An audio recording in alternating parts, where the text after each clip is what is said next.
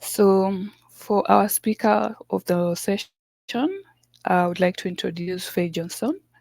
We are honored to have Faye Johnson from Wisdom to Action to help us set the foundation for our day together and challenge our thinking. Faye Johnson is a trailblazing trans woman, queer advocate, and small business owner. She is a sought after speaker, trainer, and writer on 2S LGBTQI inclusion in Canada. She is a co-owner and executive director of Wisdom to Action, a national consulting firm specializing in community engagement, organizational development, and 2S LGBTQ plus inclusion, and president of the Society of Queer Momentum, a national 2S LGBTQA plus advocacy organization. She is a leading advocate for queer and trans communities, rights, health, and safety in Canada. For 10 years, she has challenged Canadian governments to advocate systemic change for 2S LGBTQ plus community. She regularly writes op-eds, mobilizes partners, organization and advocacy issues, comments on 2S LGBTQI plus issues in the media, and engages with elected officials to galvanize action on queer and trans rights. Faye was named an emerging social impact leader by The Peak, a top 30 social purpose newsmaker. By Future of Good, one of 10 spectacular Canadian women to watch by Notable Life, and was the 2016 recipient of LGBT Youth Line's Trans Activist Award. She is the first trans woman to serve on the board of directors of WCA Canada and Oxfam Canada. She is also on a chocolate bar. I would like to welcome Faye Johnson. Thank you very much and have a lovely session. Thank you so much, Gloria. Hello, and it's an honor and a pleasure to be here with all of y'all today. Gloria, thank you for the introduction. I never know how to react when my bio is read, so I usually sit here fidgeting. But I'll just introduce myself very quickly, and then I'll introduce my co-discussion human, Jack Saddleback, and then pass along to them to say hello themselves.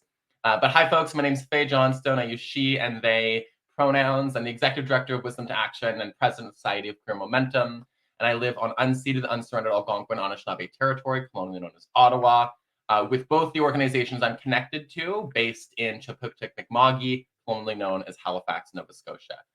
It is a pleasure to be here today, and it feels nothing less than the perfect time to have a conversation about the intersections between transphobia, transmisogyny, and colonialism, and I would say the threat of rising anti-2SLGI plus hate that we're seeing all across Canada and, in fact, around the world.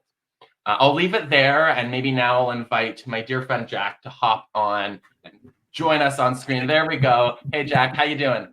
Hey, I'm doing great. It's great to be here. Right? Yeah. I always love seeing what folks have in their backgrounds. It's always I can tell that you have an academia piece on the left side and then kick-ass taste and art behind you. Right. Thank you. You are actually one of the first, I suppose, public sort of spaces that gets to see my new house. Ooh, very nice. It's yeah, it is quite a big feat when we're thinking about the housing challenges that are happening, yes, here in Canada and around the world, and how these challenges also kind of bubble up in specific ways for trans, two-spirit, and gender non-conforming individuals such as myself. So it has been quite a fascinating journey to be able to go into home ownership and the challenges that come along with it, especially when looking at dead naming and having to do things like 2 or 3 times because people can't seem to wrap their heads around a person who is masculine and yet with a feminine legal first name. It's wild. Needless to say, hello, everyone else. My name is Jack Saddleback. I go by he, him pronouns. I'm speaking to you from Treaty 6 territory in Saskatoon, Saskatchewan.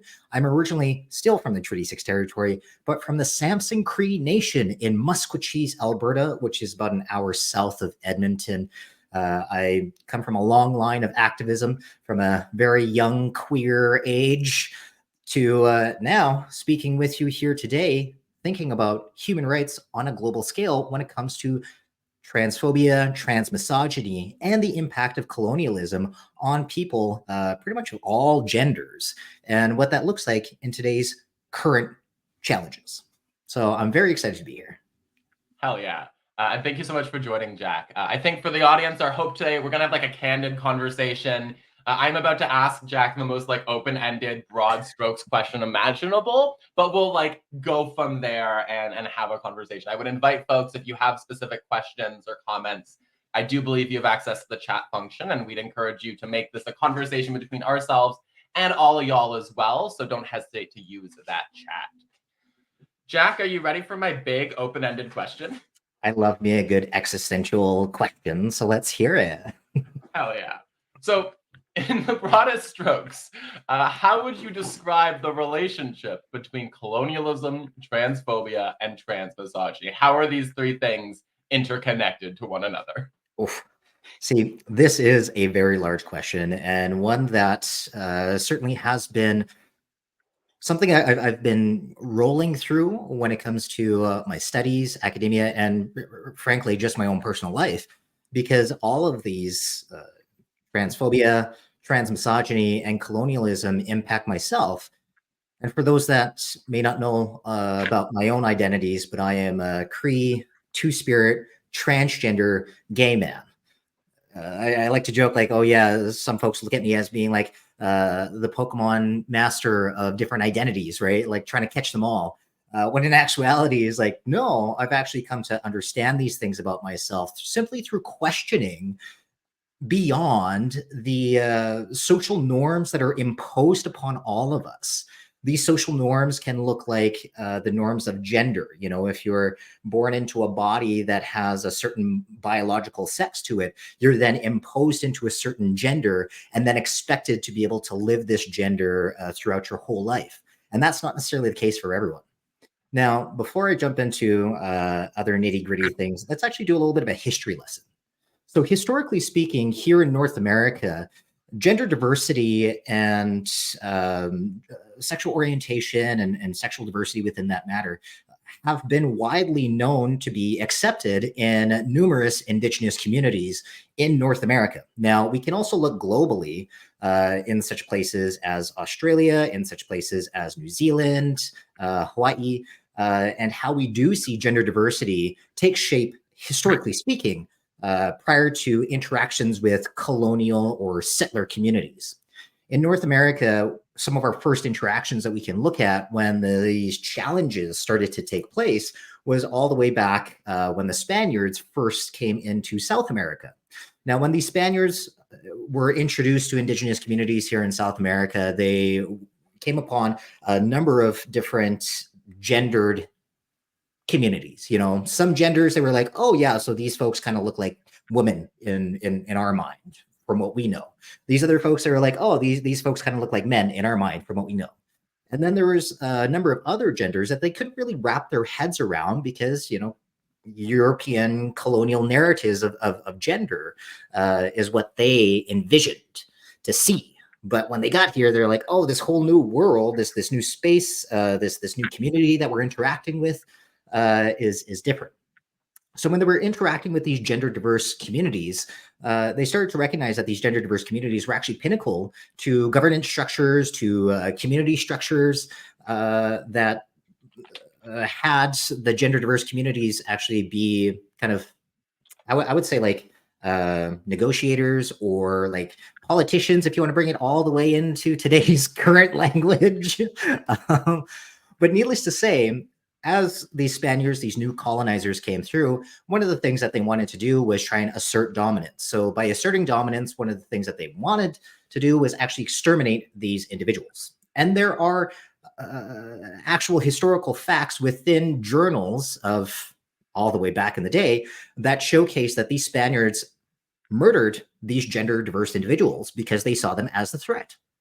So I bring this as, yes, kind of a harsh conversation to look at and a harsh reality of history, but I also bring it as a very real impact to what we are seeing in today where it is now 2023, and I myself, thinking about all of those ancestors who had to deal with Spaniards and deal with people coming from European countries and colonizing North America, trying to colonize North America in different ways, that it still affects even individuals in today's day and age. And I think that's fascinating when we're having this conversation today, because colonization is still here. It's still trying to pull its way through. And yet there's evidence, myself, Faye, yourself as well, that colonization doesn't really work when we're looking at the aspects of, impacts of transphobia and transmisogyny. That what is actually coming to the top of things is that historical acceptance that we saw all the way prior to colonization, that historical acceptance of gender diversity, sexual diversity, is still happening here today. And it's happening in ways that we're having discussions like this. It's happening in ways where protests are taking place against, let's say, pronoun policies, such as the government of Saskatchewan trying to implement pronoun policies here. Protests, So what is bubbling up is the love for our fellow human beings.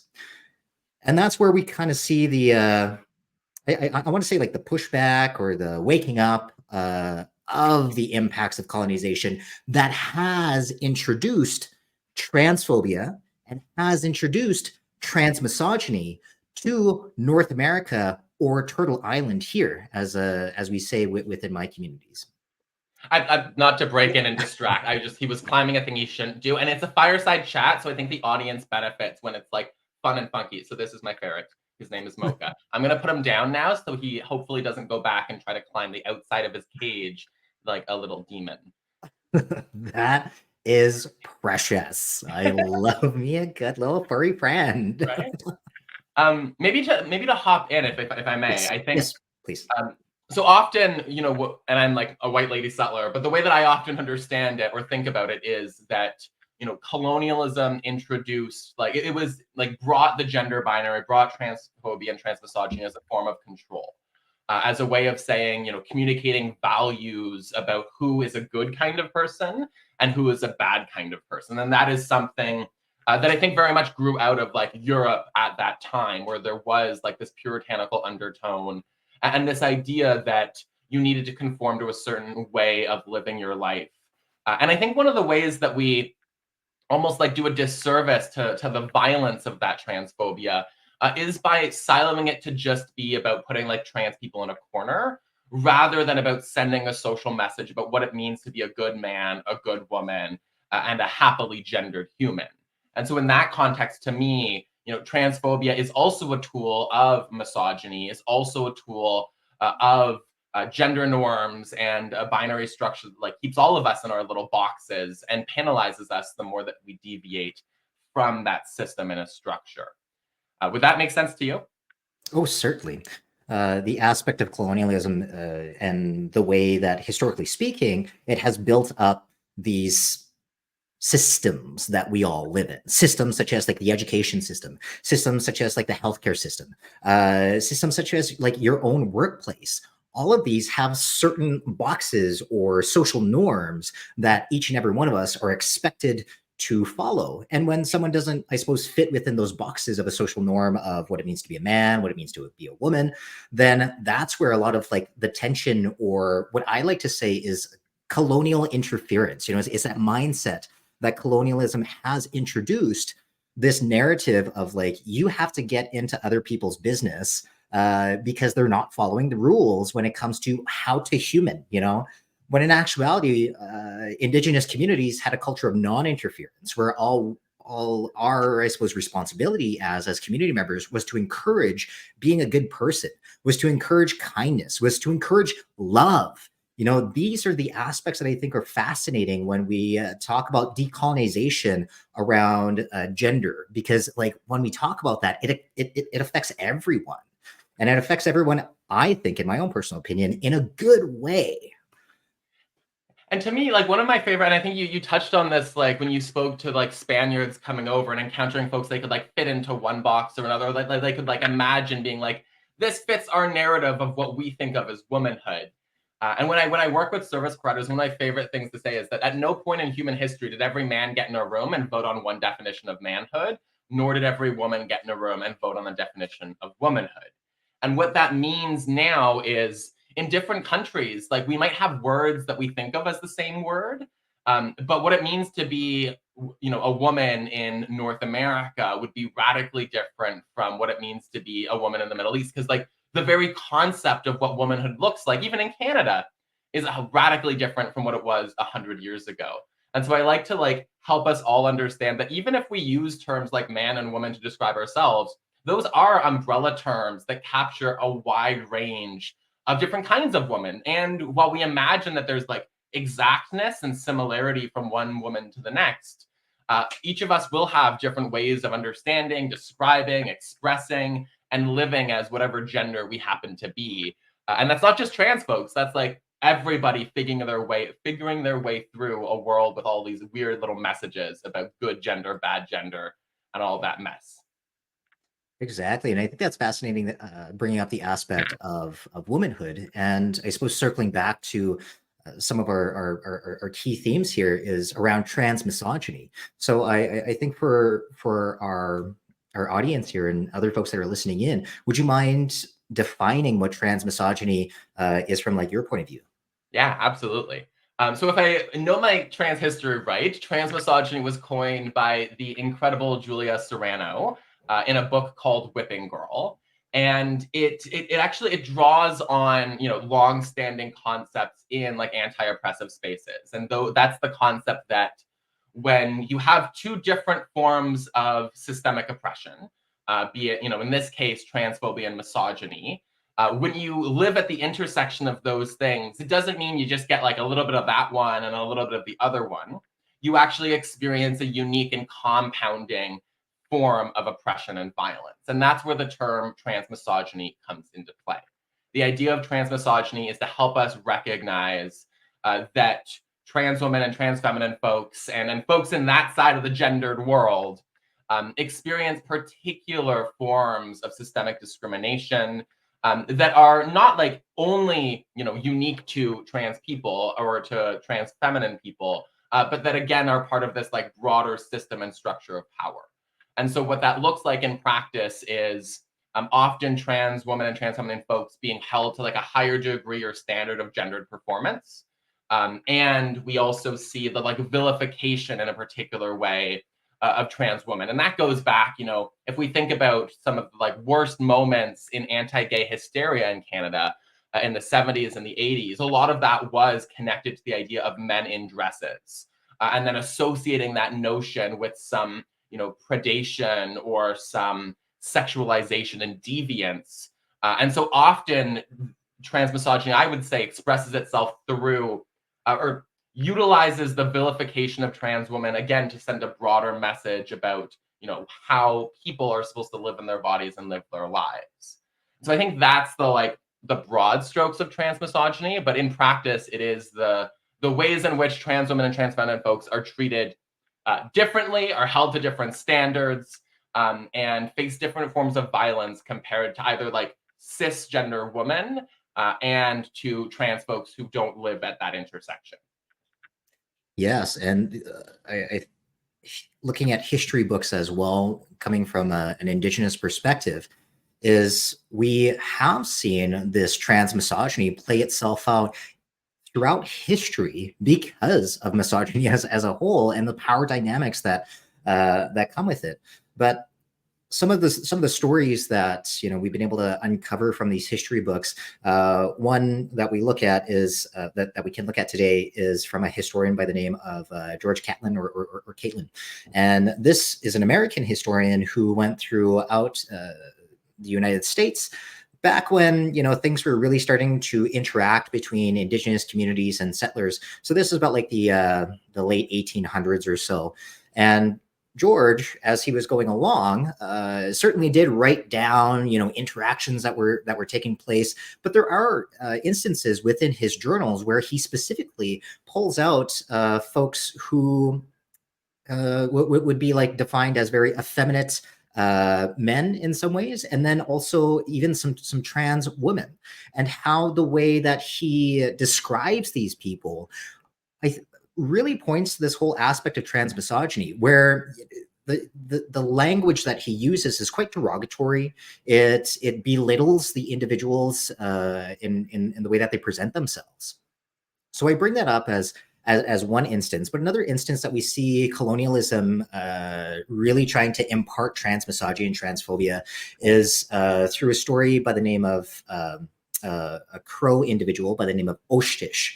Now, Oshtish is actually two-spirit individuals. So they would be like a either a trans woman or a gender fluid individual in today's modern context. And Oshtish, back in the day, was part of the Bodé Society. So the Bodé Society in the Crow tribe is like kind of their gender diverse jazzy crew.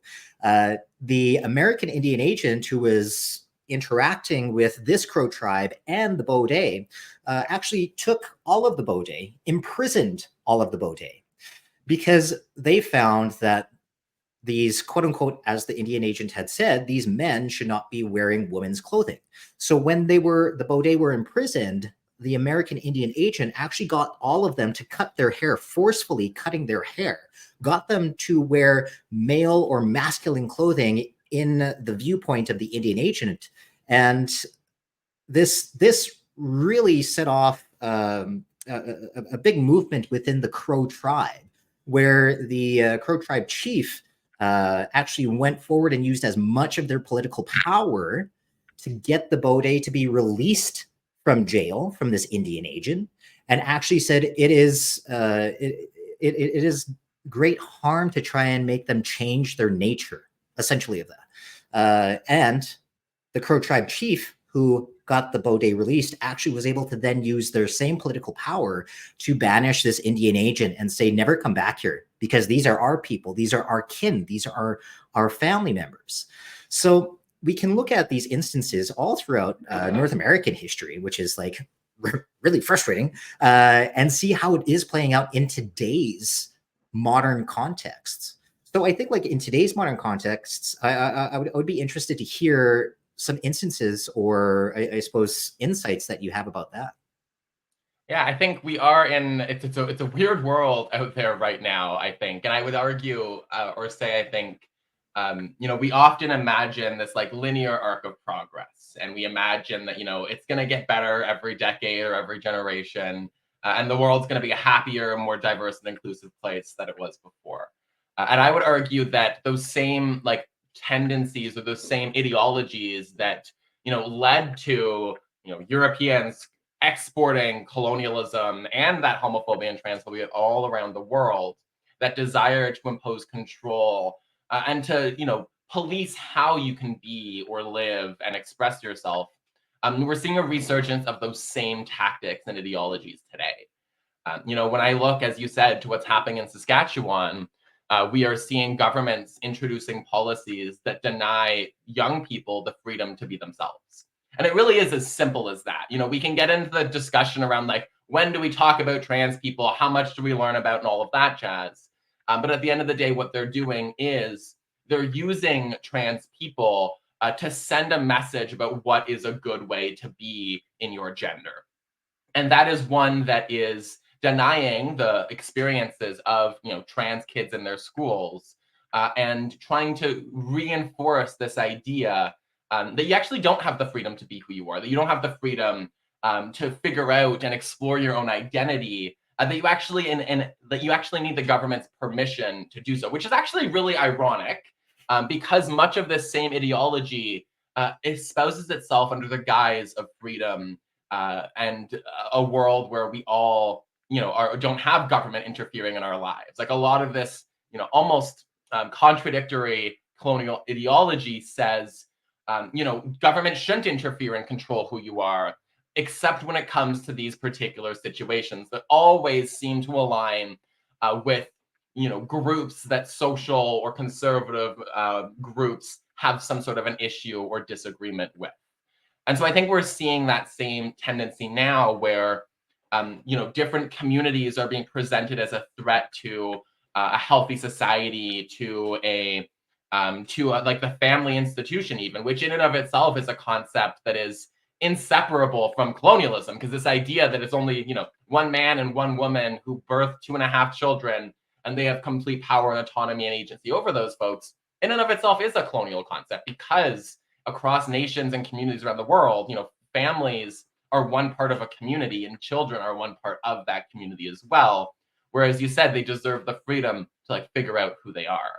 And so I think we're seeing a lot of that same mentality growing in Canada today.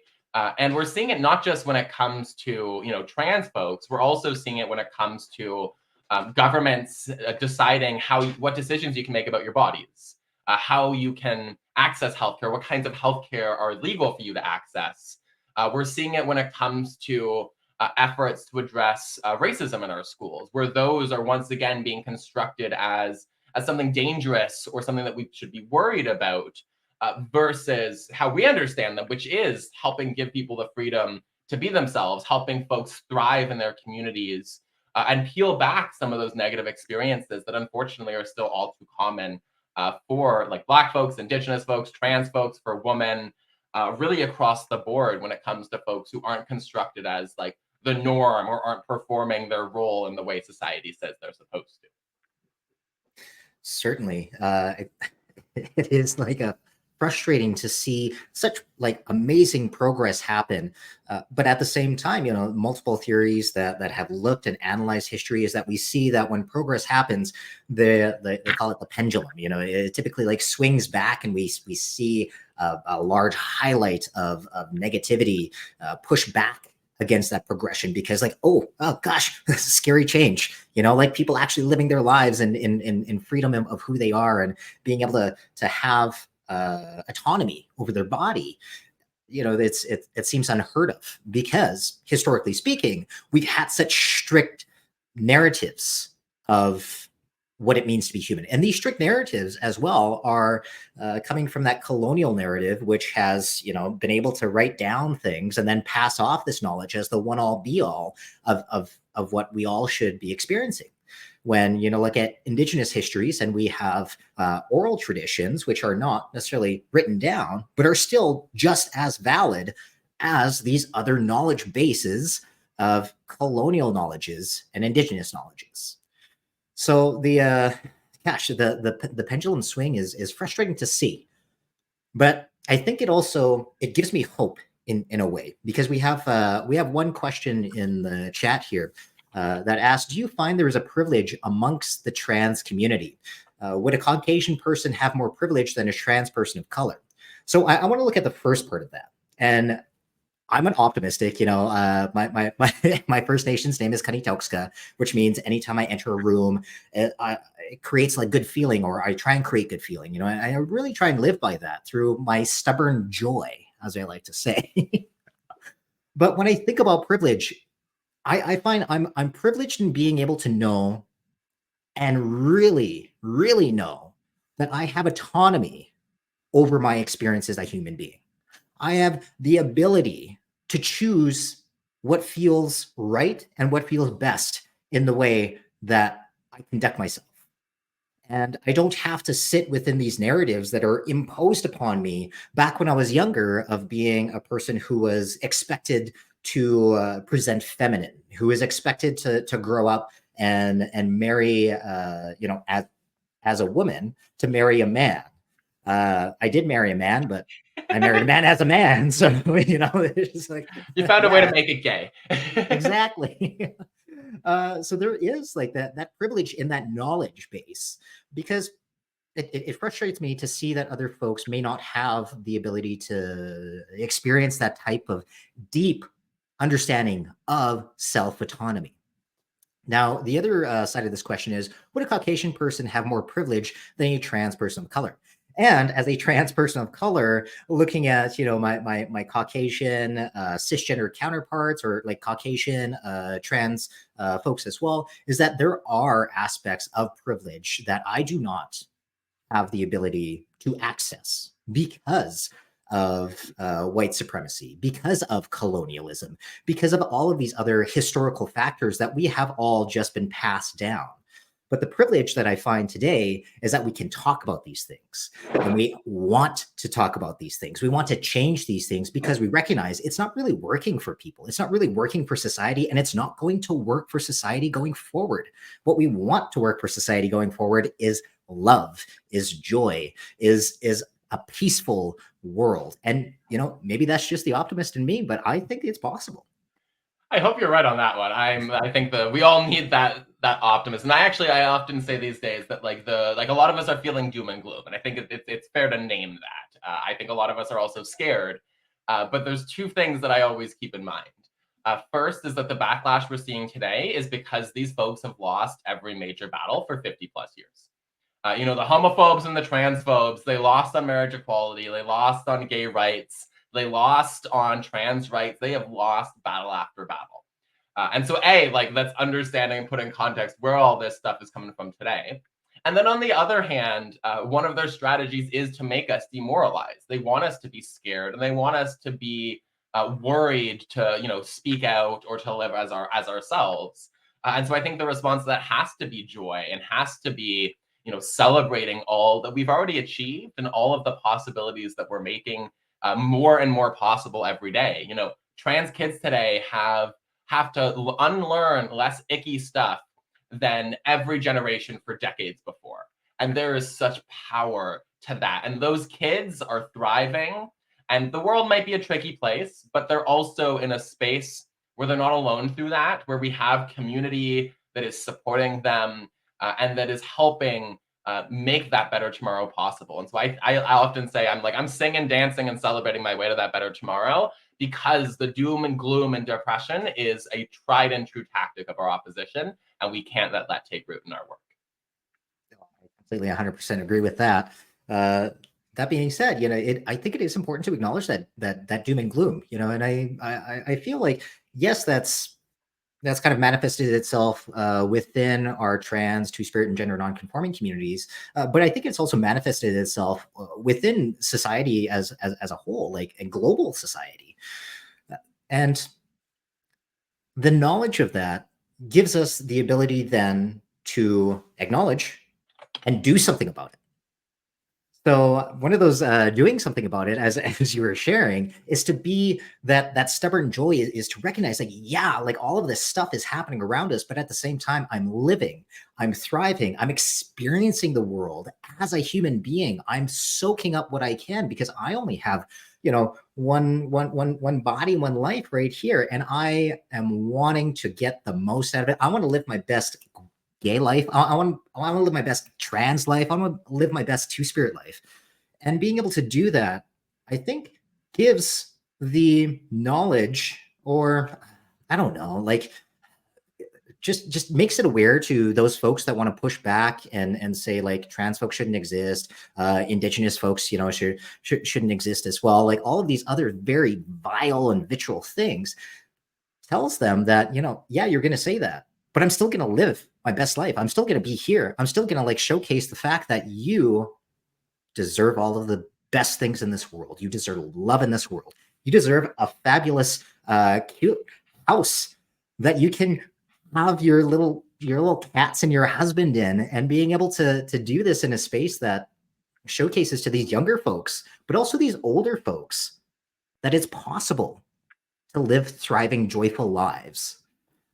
Now, the bigger question is, how do we then start to look at these systems to change them, so it isn't just living in the stratosphere of us presenting as and living as our joyful selves? How can we ensure that these other policies that are now being placed in these systems are going to be changed, so we can see the goodness start to come out?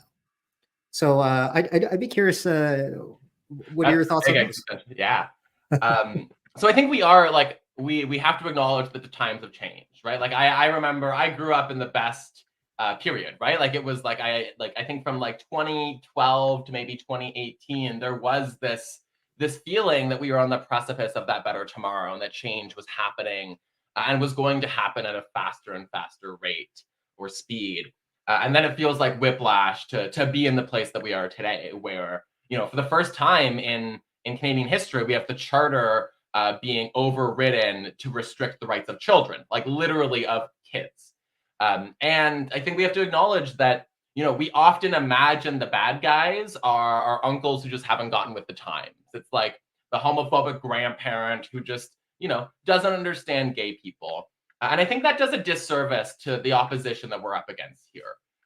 These are not systems and structures that came about by coincidence or by accident. They were very much about certain people wanting to impose their will on everybody else. And what we're seeing in 2023, I think, is those same kinds of actors, cynical politicians and members of the far right, who actually have adapted to a new age of disinformation, misinformation, and social media. What that means is that for the first time in a long time, they're bringing back some of those tropes that they used against gay folks in the 70s, such as the idea that we're pushing some sort of ideology in schools or anything like that. And they're also really trying to tap into our anxieties and to our fears. You mentioned the idea of folks like eroding parental rights. And of course, folks are going to get in their feelings because parents have a deep care and compassion for their kids. And so I say this because I think we often oversimplify the strategy that is being used by our opposition.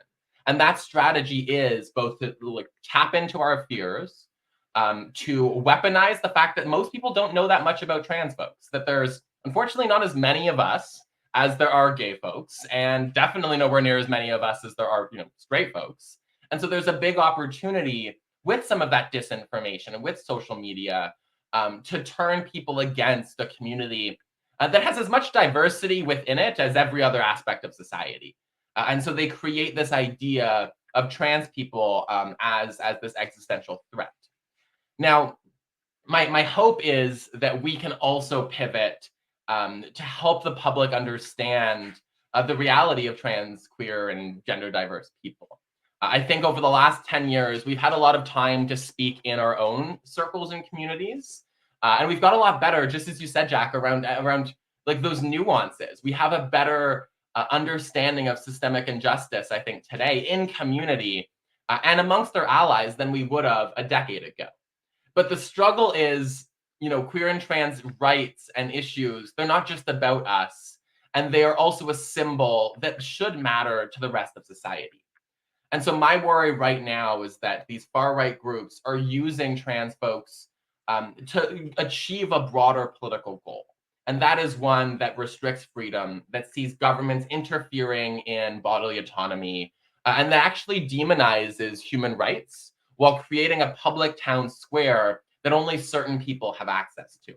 So if you're a trans person with a platform or speaking out in media today, the odds are you're going to get hate mail, you're going to have folks digging into your background, trying to find early or pre-transition photos of you and throw a whole bunch of mud your way. Now, on our end, we've gotten to the habit of using language that much of the world doesn't understand. And so one of my big pushes today and in my work these days is to try to help everyone connect the dots between queer and trans issues and the kind of future that we want to build together. And so that is about a country where we all have the freedom to be ourselves, where whether you're Muslim, whether you're trans, whether you're from a small town or a big city, you have the freedom to be yourself, you're safe in your community, and you're treated with dignity. That is really the message I think we need to lean into today, because they are filling the world with all of this disinformation and misinformation. And our response has to be, as they're trying to divide us, to pull together and recognize that even if we don't always have the same experience, even if we don't always understand every facet of someone else's experience either. Like, I don't know what it's like to be a straight person. I don't know what it's like to be like many identities. I've never been a farm worker. I've never worked in a factory. I don't know what it's like to grow up in a faith-based community. But that across all of that difference, we can stand united in a belief that we should have the freedom to be ourselves, that we all benefit from a country where we have safety to live our own lives without some of this ick, and where we condemn attacks or hate-based rhetoric as the threat, not just to some of us, but to all of us that it in fact represents. And so I think it's that moment where we get back into the habit of talking to our neighbors, even as we don't see everything in the same way. And I think we lost that habit. I think we lost the habit of chatting with folks who don't live in our own little bubbles of human rights people. And that is the space that they're now taking advantage of to spin this whole other narrative about our communities. That's a fascinating point that just on the tail end there when looking at how these siloed thought processes have really been able to gain traction is through the aspect of social media and online communication areas. And I think I would be remiss for all of us if we didn't acknowledge COVID and the whole pandemic, which had then exacerbated that or made it worse in being able to create those silos that much more and that much quicker and bigger in many ways. So we all went through a collective trauma. You know, we all went through those years and still are in ways. By the way, go get your booster shot, go get your flu shot. You know, go roll up your sleeve and look after your neighbor. That being said, when we're looking at interactions with individuals on a person-to-person basis, this, I think, is giving me such hope that we can step back into person-to-person spaces, that we can step back into maybe some of those like uncomfortable social anxiety feelings of like, oh gosh, like sometimes I love to go to different churches just to go and see like, okay, well, what type of conversations are they having? You know, what type of community are they? Are they kind? Are they welcoming? The going into different like religious spaces, I think, is fascinating from my own personal point of view because I don't necessarily practice or walk in those spaces quite often, but it's important to be able to put myself in spaces that make me feel a little bit uncomfortable because that is leaning into personal growth. And I want people to get a little bit more uncomfortable with having these conversations. You know, have some tensions with your family when it comes to talking about 2S LGBTQ rights. You know, when you have like your uncle who, you know, as we were sharing of one of those like main stereotypes that always seems to come up, you know, that one uncle who's like transphobic, who doesn't really get it, and was like, oh, the glory days back in the 50s was like, well, the glory days back in the 50s were not my type of glory days, right? You know, it's that's a particular story. That's a like, all right, maybe it was good for you, but let's look at everybody else. Yeah, everybody else. But being able to like lean into those conversations and not be afraid, I think nowadays, to make those that we're speaking with also kind of feel that uncomfortable personal growth, you know, opening up minds, starting to step away from the keyboard a little bit more and get back into your community. Because we were told there's 2 years of just like straight up pandemic stress that online was the place to be. And yes, we all kept each other safe as much as possible by staying in those online spaces. But now it's time to wake up, or wanaska, as we say in Cree, wake up and start to get to know your community again. We now know how to live with COVID. We now know how to keep each other safe. And I hope that you as well, whoever's listening right here, right now, are keeping their neighbors safe. But it's time to start talking with each other again and realize the humanity and practice the empathy that we should be having as a society to build a loving and accepting world. Oh, that was like, I want to clip that. But that, like, I think that's like, it is. I often say, like, in a poisoned, like, and we are living in a poisoned social and political environment right now when it comes to trans people. And like, I love social media. I'm the first one to like share that hot take on Twitter or get angry on an Instagram video. But at the same time, like, I've recognized that that's not actually, I'm going to reach the folks I need to reach right now. That's going to reach my pals, and it's going to reach my friends in my little bubble who are just as passionate about, you know, anti-oppression, trans rights, and human decency as I am. But that, you know, the folks that I need to reach right now, the folks I need to be talking with are not those people. The folks I need to be talking with are folks in other communities, folks who don't live in this world, folks who are trying to pay their bills and live their lives and are scared about an economic crisis and a world where the idea of buying a home is further and further out of reach. We need to connect with those folks so that they can understand the threat that we're witnessing right now, and that they can understand that at the end of the day, this is about them as well. Increasingly, I've been thinking about how we can help other folks understand that there isn't a threat around gender. So what I'm trying to get to is when we have those everyday conversations, We do also have to be ready when folks say things that we wildly disagree with, and to be able to have some care in those conversations. You know, the folks who are guilty, the folks who are doing bad things, are not your everyday human who doesn't understand trans people or who has maybe heard some weird stuff about us. It is the groups and the politicians and the influencers who are pushing these ideologies and agendas that are the bad guy. And so we have to be reaching out to those who are different, those who are maybe not in our little worlds. And I also think we can do that. You know, so one of the examples around what we're seeing in schools, because I'm seeing a couple questions about it. In our work, we often have a hesitance to compare different experiences of harm. And that's a good thing, right? Like the experience of being a Black person is different from being a trans person, and the intersection does its own unique little thing. But I think we can also recognize there are some common elements. So when it comes, for example, to trans inclusion in schools, what I often bring forward is, you know, whether you're a trans student or a Muslim student, you've likely had peers make assumptions about who you are based off of your identity. You've had people treat you badly because of your faith or your gender. And you've likely had people like teachers make assumptions about you and your faith and your beliefs because of the faith or gender you happen to have.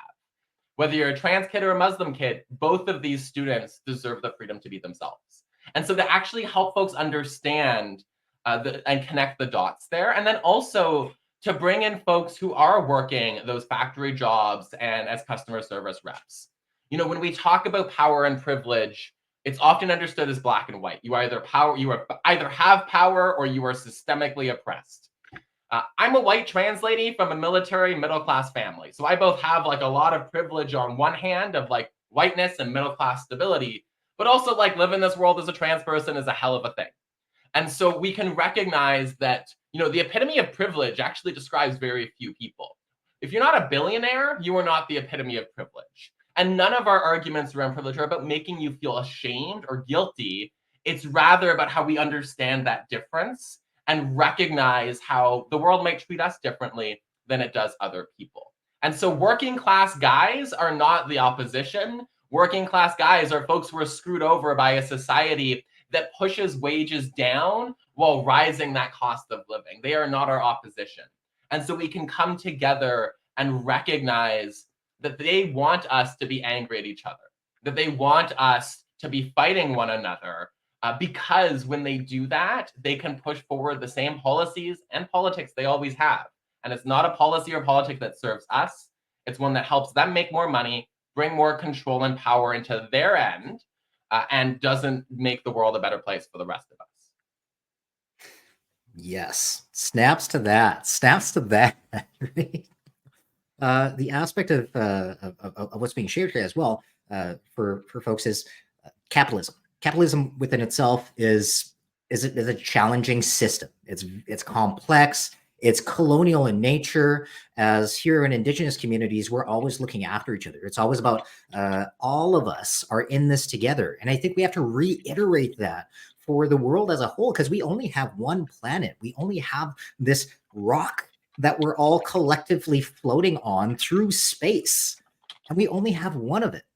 So with the aspects of rising climate issues and challenges, the aspects of human rights issues that are taking place, the aspects of this growing militarization that's happening on a global basis, these are things we need to be able to point at and recognize that this is also a root of capitalism, where they are dividing us. They are trying to get us angry at each other. And we, as individuals in your own body as well, you're then seen as a larger product of the larger capitalist state, which wants you to be in these square boxes of male and female. So when you go into the healthcare system, you're able to be expedited in different ways. When you go into the school system, you're able to be expedited in different ways. So you can get further and further in this capitalist system to be able to make more money for our more capital for these billionaires, for these other folks that are trying to push these narratives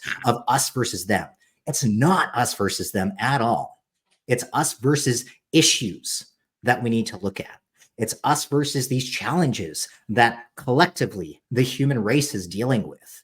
And this is where I always like to say that we look at are some of the Cree teachings, which can give a little bit of insights into maybe giving you some power to recognize that you have the ability to change things in your world.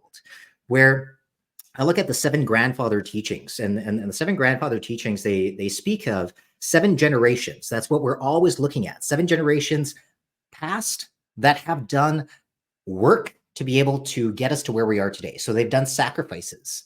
You know, they put themselves in spaces that have made them uncomfortable. They've physically put themselves in harm's way to be able to make it that much better. One example I will give you here today, we're talking about trans folks or whatnot, is Marsha P. Johnson and Sylvia Rivera, right? Those themselves are our ancestors, or our transcestors, as we like to say.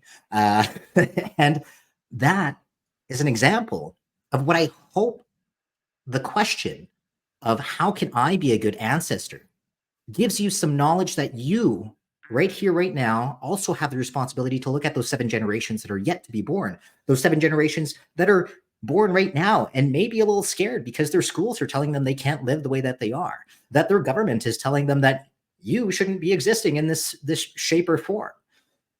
This is our time to be able to be those good ancestors and step up and go into these spaces, make sacrifices of, you know, less sleep by doing a little bit more research the night before when going into, you know, talks with politicians, you know, being able to maybe put yourself in an uncomfortable situation when talking with your uncle about like, oh, hey, maybe that transmisogynistic viewpoint you have isn't the best, right? These are little things that we can do every single day to make it that much better for the world that we want to see going forward. Wow. Okay. It's always hard to follow. Like there's the moments where it's like an end scene, and I just want the thing. But this is recorded, so we will have those for future use. Maybe on my end, I think we are gonna come to a close in a moment, but I want to share some last notes, and I think Jack, you touched on a few of them that I was thinking as well. But I think, you know, we don't know what the next 2 years have in store, right? We don't know where this is going to go. I think many of us are scared and worried about this moment. And I would encourage us not to let that fear soak too deep into ourselves, because we need to find that joy, and we need to build that better world, because this is going to be a tricky period of time for us, I think. We're on the cusp. Like, I'm worried that we're going to see, you know, less support for the queer organizations that are keeping our kids alive and giving them the space to thrive. I'm worried that we're going to see a social environment where it's harder and harder to be an out trans person or an out gay person, and so much more.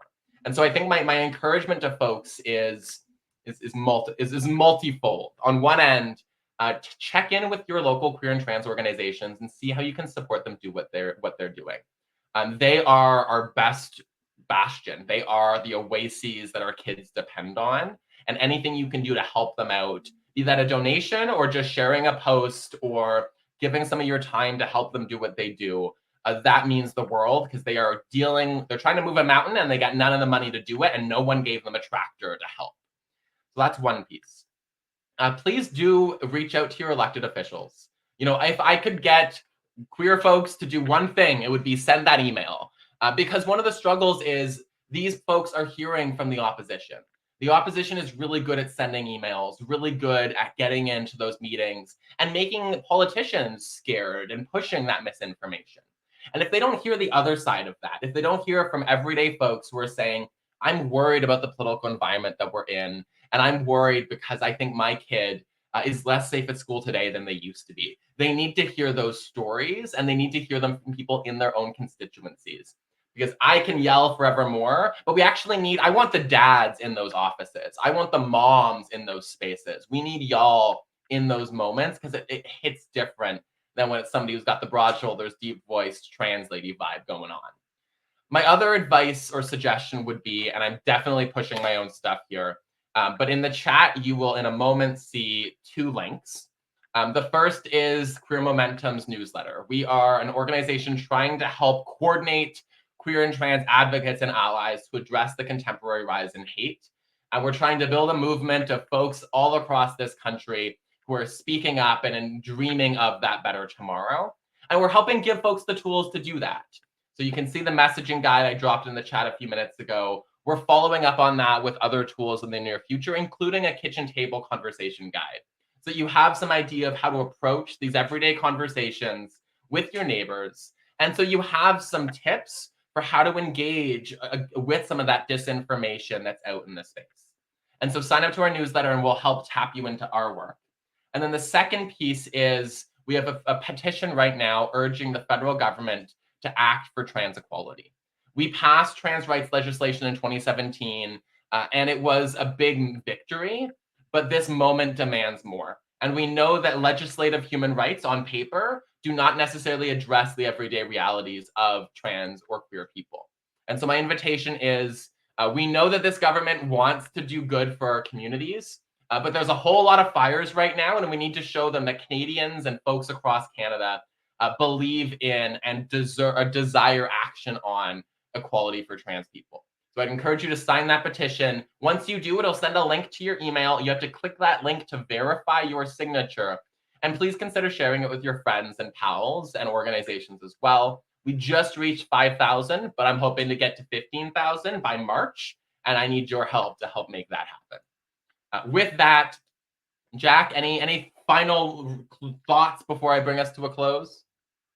I think this has been a great conversation when we're looking at human rights on an international aspect, especially for trans, two-spirit, gender non-conforming, and non-binary folks. This is a pivotal moment in time, as yes, we have had, as you were sharing, so many wins, so much push forward in a good way to a hopeful tomorrow.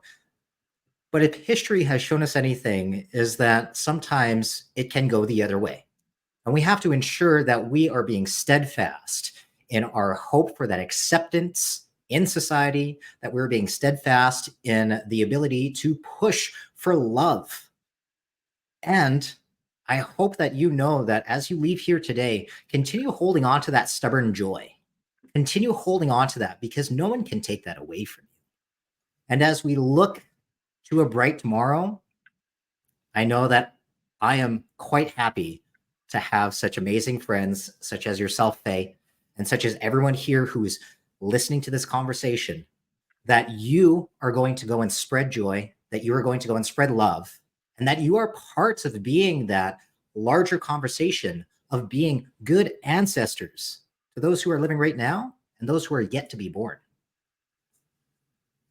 With that, I think there's no words to, there's no better way to close than with that. So thank you so much, Jack. Always a pleasure to chat with you. I have loved this. And I think the comments show the audience did as well. So thank you everyone for taking the time to participate in this conversation.